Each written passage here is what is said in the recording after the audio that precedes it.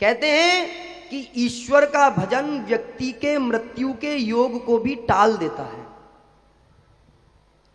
यदि आपके जीवन में भजन है, आपके जीवन में जप है, तो वो आपके मृत्यु के योग को भी टाल देगा। एक बार एक संत यमुना नदी के किनारे बैठ करके जाप कर रहे थे, और लगातार जब भगवान का जाप कर रहे थे तो आंखें बंद कर रखी थी। एकदम से अचानक से एक काले रंग की वायु उनके इर्द गिर्द घूमती है, लेकिन उनको छूती नहीं है, ऐसे उनके चक्कर लगाती रहती है, कैसी करके इनका जाप छूट जाए। काफी देर तक जब संत जाप करते रहे, नहीं छोड़ा, तो वो वायु बोलने लगी उनसे कि तुम अपना जाप छोड़ दो, नहीं तो तुझे खत्म कर दूंगी, ये कर दूंगी, वो कर दूंगी, अगला दूंगी। बोले नहीं नहीं, मैं अपना जाप नहीं छोड़ सकता, तुमको जो करना है वो तुम करो।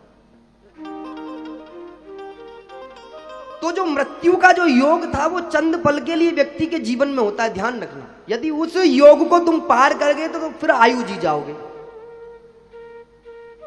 ये जो संसार चल रहा है ना, वो डिपेंड ऑफ एस्ट्रोलॉजी टाइप से चल रहा है। सबका पहले से नियुक्त है, यदि उस चीज को क्रॉस कर गया तो उससे आगे फिर दूसरी चीज की नियुक्ति हो जाती है। व्यक्ति जाप और मंत्रों के आधार पर अपने जीवन को बदल सकता है। ईश्वर तो हर व्यक्ति को यहां एकदम फ्रेश माल भेजता है। आपने बच्चों को देखा होगा, उनके लिए कोई किसी के अंदर कोई द्वेष भाव, कोई भी अहंकार, कोई भी ऐसा लगता है बच्चों के अंदर, हम छोटे बच्चों को देखते हैं कि उनकी किसी से लड़ाई होती हो, झगड़े होते हो, ये होता भी है, तो वो उनका अपना वैसा झगड़ा नहीं होता, 5 मिनट बाद में वो ठीक है। ये धीरे धीरे व्यक्ति जब संसार में रहता है तब इन ईगो को पालता है, तब उसको लगता है कि दुनिया मैं चला रहा हूं। धीरे धीरे उसको लगता है कि दुनिया को चलाने वाला मैं हूं और मेरे बिना ये दुनिया चल नहीं सकती। ऐसी कुछ गलत फहमियां सबको होती हैं।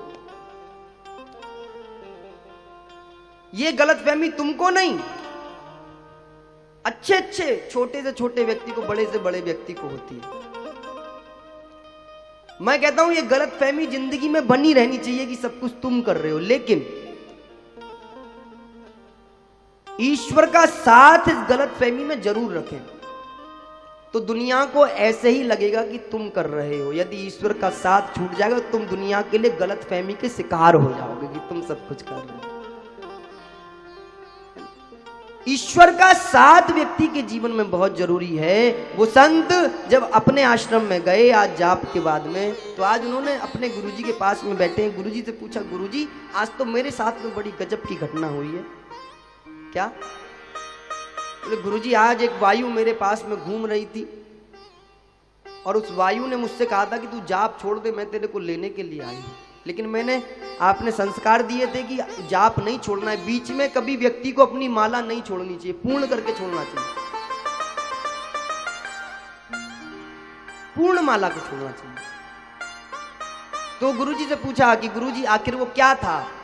तो गुरुजी कहते हैं वो तुम्हारे मृत्यु का योग था, मृत्यु तुम्हें लेने के लिए आई थी और तुमने आज जाप के माध्यम से मृत्यु को भी वापस भेज दिया है। ये जाप और साधना का प्रभाव है। मृत्यु को भी,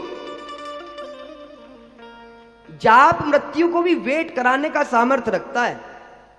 और इसका साक्षात उदाहरण थे ना हमारे, कौन थे उदाहरण? ध्रुव जी महाराज। मृत्योर्मूर्धनिम पदम दत्वा आरुरोहाग्रम, मृत्यु के सिर पर पैर रख करके। आज भी भगवान ने एक ध्रुव का लोक आकाश में बनाते ना, जिसे हम ध्रुव तारा कहते हैं, वो ध्रुव जी भगवान का ही है। भगवान ने गिफ्ट किया है उनको। ऐसे समझोगे ना, तुम कथा को पढ़ते हो तो नहीं समझते, भगवान ने उनको गिफ्ट किया है कि ये तेरे लिए है। हमारे भगवान जो है छोटी मोटी चीजें गिफ्ट नहीं करते ना, थोड़ा उनका लेवल बहुत हाई है, उसी हिसाब से वो गिफ्ट करते हैं।